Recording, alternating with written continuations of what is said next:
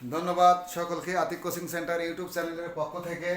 বর্তমানে যারা নবম শ্রেণীতে আসো, যারা দশম শ্রেণীতে আসো এবং যারা এসএসসি পরীক্ষা দেবে সবার জন্য কিন্তু এই এমসিকিউ বা ছোট প্রশ্নটা উপকারে লাগবে। দেখো বোর্ডে দেওয়া আছে এক্স প্লাস 2/x ইকুয়াল 3 হলে x cube plus 8 divided x cube সমান কত।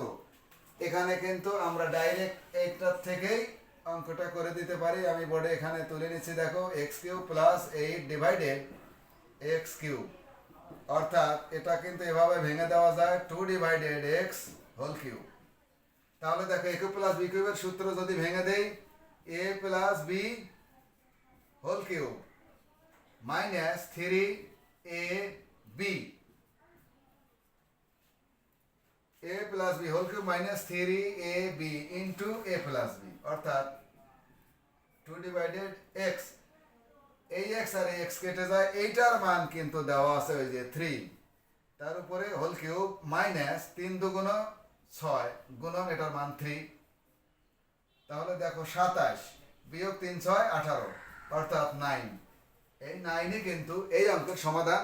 এই অঙ্কটি কিন্তু তোমাদের মূল বইয়ের 3.5 অনুশীলনীর ছোট বা এমসিকিউ এর ভিতরে দেওয়া আছে। 3 নম্বর অঙ্কটি সমাধান করে দিলাম। এরপরে পর্যায়ক্রমে আমি 4 নম্বর করবো, 5 নম্বর করবো, পার্ট 1 পার্ট 2 পার্ট 3 এইভাবে কিন্তু অঙ্কগুলো দেওয়া থাকবে। আশা করি প্রত্যেকটি ভিডিও তোমরা দেখে অঙ্কগুলো সমাধান করে নিও।